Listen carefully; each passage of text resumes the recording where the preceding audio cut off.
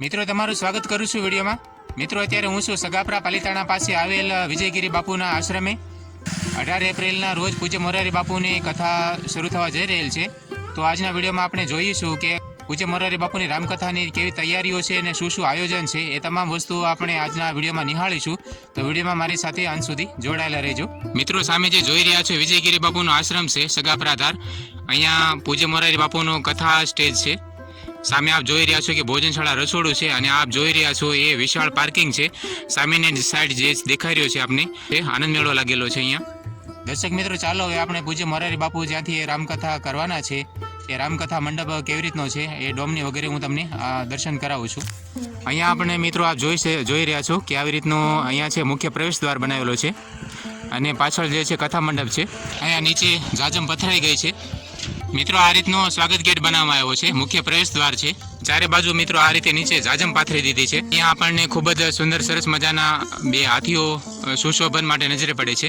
મુખ્ય પ્રવેશ દ્વાર બનેલો છે મિત્રો। મુખ્ય પ્રવેશ દ્વારની અંદર પ્રવેશ કરતા આપણને આ રીતે કથા મંડપ જોવા મળશે। આ રીતે કથા મંડપ જે છે મિત્રો બનીને તૈયાર થઈ ગયો છે અને અત્યારે કારીગર ભાઈઓ દ્વારા જે છે સાઉન્ડ સિસ્ટમ લગાડવામાં આવી રહી છે અત્યારે।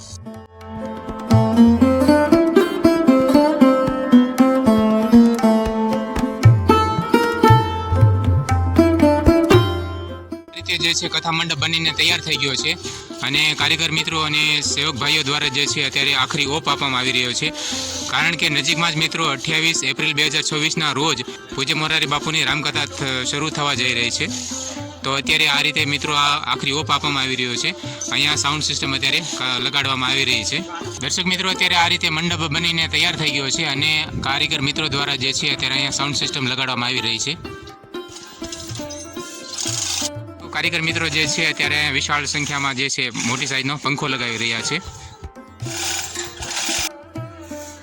મિત્રો તમે જે જોઈ રહ્યા છો આ રીતે વિશાળ કથા મંડપ બની ગયો છે, ડોમ તૈયાર થઈ ગયો છે। અત્યારે હાલમાં સાઉન્ડ સિસ્ટમ લગાડવામાં આવી રહી છે। અહીંયા નીચે આપ જોઈ રહ્યા છો કે ગાદલા પથરાઈ ગયા છે। ચારે બાજુ અત્યારે સાઉન્ડ લગાડવાનું કામ ચાલી રહ્યું છે। અત્યારે સામે જે તમે જે જોઈ રહ્યા છો એ કથા મંડપ છે, સ્ટેજ છે। અહીંયાથી વ્યાસપીઠ છે, વ્યાસપીઠ પરથી પૂજ્ય મોરારી બાપુ કથા પ્રવચન કરાવશે। જોઈ રહ્યા છો એ આ સાઉન્ડ સિસ્ટમ છે અને આ કારીગર મિત્રો દ્વારા અત્યારે જે છે સાઉન્ડ સિસ્ટમ લગાડવામાં આવી રહી છે। મિત્રો અત્યારે હું આ વ્યાસપીઠ પર છું। આ જગ્યાએથી પૂજ્ય મોરારી બાપુ કથા પ્રવચન કરવાના છે। આ જગ્યાએથી પૂજ્ય મોરારી બાપુ કથાનું રસપાન કરાવવાના છે। અહીંયા આપે જોયું કે મિત્રો કારીગર મિત્રો દ્વારા જે છે અત્યારે સાઉન્ડ સિસ્ટમ લગાડવામાં આવી છે। સામેની સાઈડ તમે મિત્રો જે જોઈ રહ્યા છો અહીંયા વીઆઈપી માટે સોફા લગાવવામાં આવ્યા છે। સામેની સાઈડમાં ગાદલાઓ છે।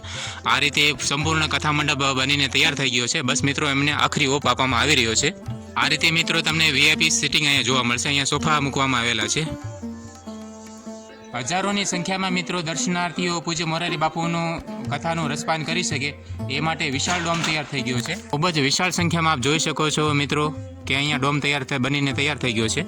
આ રીતે મિત્રો તમે જોઈ રહ્યા છો કે અહીંયા કથા મંડપ સ્ટેજ છે। અહીંયા આ વ્યાસપીઠ છે અને અહીંયાથી આપણને જે પૂજ્ય મોરારી બાપુ છે એ કથા શ્રવણ કરાવશે। કથા મંડપમાં મિત્રો વિશાળ સાઈઝના આ રીતના પંખાઓ લાગેલા છે। આપ નિહાળી રહ્યા છો એ ખૂબ જ વિશાળ માત્રામાં અહીંયા પંખાઓ લાગેલા છે। મિત્રો કથા મંડપ વ્યાસપીઠની પાછળના ભાગે આ રીતનો પ્રવેશ ગેટ બનેલો છે। કથા મંડપ વ્યાસપીઠના પાછળના ભાગેથી મિત્રો અહીંયાથી પ્રવેશ કરી અને પૂજ્ય મોરારી બાપુ આપણને કથા રસપાન કરાવશે। કથા મંડપ સ્ટેજના પાછળના ભાગે આ રીતે એન્ટ્રન્સ ગેટ બનેલો છે જ્યાંથી પૂજ્ય મોરારી બાપુ પ્રવેશ કરશે। મિત્રો તમે જે જોઈ રહ્યા છો અત્યારે મુખ્ય સ્ટેજ કથા મંડપની બાજુમાં મિત્રો આ રીતે વીઆઈપી મંડપ બનાવવામાં આવ્યો છે જ્યાં મુખ્ય મહેમાન અતિથિઓ જે આવતા હોય છે, જે વીઆઈપી લોકો હોય છે એમના માટેનો અહીંયા મિત્રો આ એક વિશેષ મંડપ બનાવવામાં આવ્યો છે।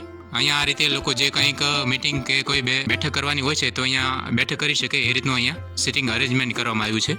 મિત્રો તમે જે નિહાળી રહ્યા છો અત્યારે ભાદાભાવથી અહીંયા બહેનો આવ્યા છે જે કથા મંડપને અહીંયા સાફ કરી અને સ્વચ્છ કરી રહ્યા છે। કથા મંડપને સ્ટેજની બાજુમાં આ રીતે અહીંયા ફુવારા સિસ્ટમ ગોઠવવામાં આવી રહી છે। આ રીતે સેવાભાવી મિત્રો દ્વારા જે છે અત્યારે અહીંયા ફુવારા સિસ્ટમ ફિટિંગ થઈ રહ્યું છે અત્યારે હાલમાં। કથા મંડપના સ્ટેજની બાજુમાં શાંતિથી બેસીને લોકો કથાનું શ્રવણ કરી શકે એ માટે અહીંયા ખુરશીઓની વ્યવસ્થા કરવામાં આવી છે જેથી કરીને શ્રદ્ધાળુઓ જે છે એ નિરાતે બેસી અને રામકથાનું શ્રવણ કરી શકે। यहाँ कथा स्टेज है અને कथा स्टेजની બાજુમાં આ રીતે સોફાઓ રાખવામાં આવ્યા છે। આ રીતે સોફા ઉપર બેસી અને લોકો જે શ્રદ્ધાળુઓ છે પૂજ્ય મોરારી બાપુની રામકથાનું રસપાન કરી શકે એ રીતે અહીંયા સોફાની વ્યવસ્થા કરવામાં આવી છે।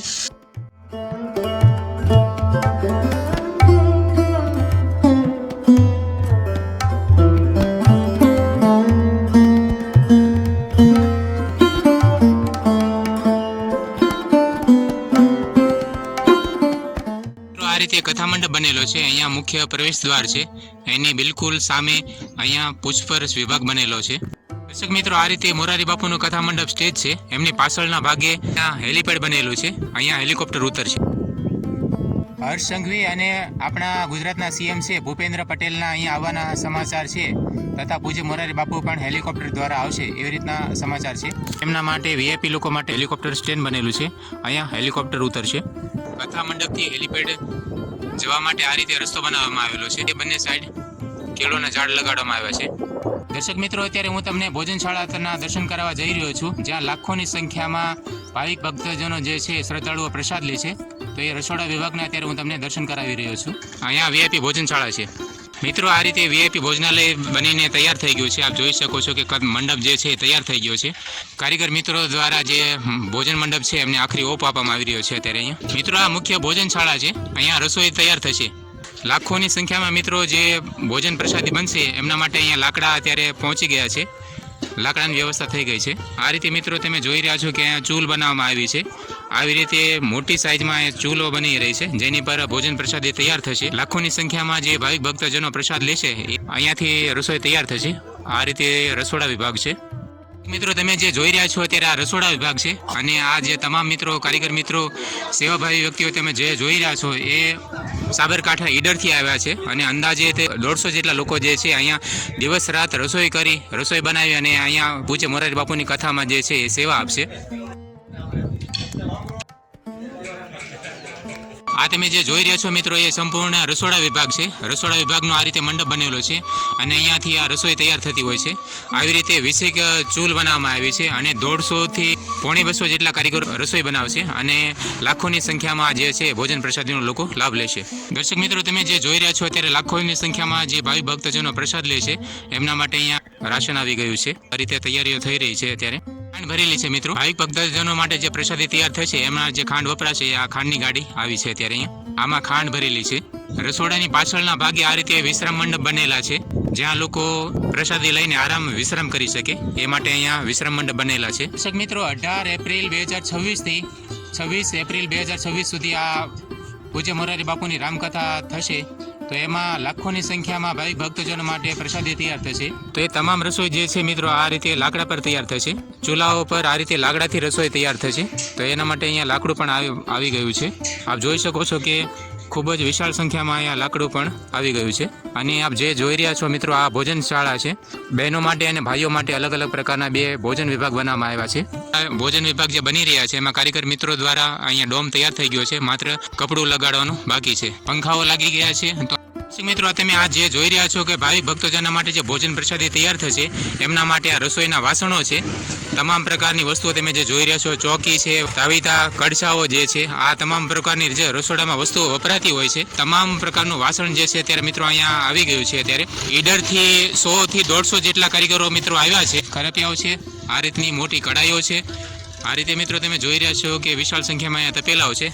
આ તમામ પ્રકારના જે વાસણો મિત્રો તમે અહીંયા જોઈ રહ્યા છો એ બધા અહીંયા રસોઈ બનાવવા માટે વપરાવાના છે. તમે જે જોઈ રહ્યા છો મિત્રો આવી રીતે તપેલોમાં લાખો માણસોની ભાવિક ભક્તજનો માટેની રસોઈ તૈયાર થશે. ખૂબ જ વિશાળ સંખ્યામાં અહીંયા વાસણો આવી ગયું છે. તો મિત્રો અહીંયા ડોલ છે, બાઉલ છે, આવી રીતની જે તમામ પ્રકારનું રસોડામાં જે વાસણ વપરાતું હોય છે એ વાસણ અત્યારે અહીંયા વાસણ વિભાગમાં આપણને વાસણ નજરે પડી રહ્યું છે. અહીંયા રસોડા વિભાગ છે મિત્રો. રસોડા વિભાગની પાછળના ભાગે આ રીતે મોબાઈલ ટોયલેટ બનાવવામાં આવેલા છે, જ્યાં લાખોની સંખ્યામાં જે શ્રદ્ધાળુ આવશે એમને કોઈ પણ જાતની અગવડતા ના પડે એ રીતે અહીંયા ટોયલેટ બાથરૂમ બનાવવામાં આવેલા છે.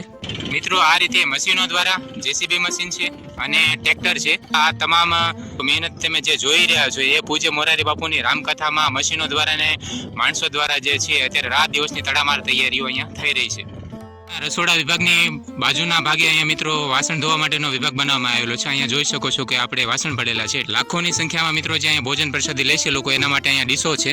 અને આ રીતે જે બોરીઓમાં તમે જે જોઈ રહેલા છો આમાં વાટકીઓ ભરેલી છે. દર્શક મિત્રો, તમે જે જોઈ રહ્યા છો અત્યારે 5000 લીટરની જે કેપેસિટી વાળા છે એવી રીતના 4 ટાંકાઓ એટલે કે 20000 લીટરની અહીં કેપેસિટી વાળા પાણીના ટાંકાઓ મૂકવામાં આવેલા છે. આ તમામ પ્રકારનું જે છે પાણી અહીંયા વાસણના સાફ સફાઈ માટે વપરાશમાં આવ્યું છે. આ તમામ પ્રકારની તૈયારીઓ તમે મિત્રો જે જોઈ રહ્યા છો એ રાતોરાત તૈયાર નથી થતી. ઘણા બધા વ્યક્તિઓને આમાં મહેનત લાગતી હોય છે. રાત દિવસ મશીનો અને માણસો કામ કરતા હોય છે. ત્યારે આ 9-10 દિવસ માટેનું આયોજન છે એ સંપૂર્ણ થતું હોય છે. તો આવી રીતના ઘણા લોકોના સેવાના લીધે આવી રીતનું જે આપણું આયોજન છે એ પરિપૂર્ણ થતું હોય છે. તો આ વિડીયોને આપણે અહીં પૂરો કરીએ છીએ મિત્રો. વિડીયો આપને કેવો લાગ્યો મને કોમેન્ટ કરીને જરૂરથી જણાવજો. આશા કરીશ કે આજનો વિડીયો તમને ગમ્યો હશે. વિડીયો જો ગમ્યો હોય તો વિડીયોને એક લાઇક કરજો. તમારા મિત્ર વર્તુળ સુધી આ જરૂરથી પહોંચતો કરજો, જેથી કરીને કોઈ પણ વ્યક્તિ આ વિજયગીરી બાપુના આશ્રમ સુધી આવવા માંગતા હોય તો નિસંકોચ આવી શકે, એમને કોઈ પણ જાતની અગવડ ના પડે. આશા કરીશ કે આજનો વિડીયો તમને ગમ્યો હશે. વિડીયોને લાઇક કરજો, શેર કરજો અને તમારા મિત્ર વર્તુળ સગા સ્નેહો સાથે શેર કરજો. અને કોમેન્ટમાં જય ભોળાનાથ, જય સિયારામ જરૂરથી લખજો. આપ સૌને વિજયગીરી બાપુના આશ્રમ તરફથી, સેવકગણ તરફથી ખૂબ જ ભાવભર્યું આમંત્રણ છે. પૂજ્ય મોરારી બાપુની રામકથામાં આપ સૌ જરૂરથી પધારજો. આપ સૌને અમારા તરફથી જય ભોળાનાથ.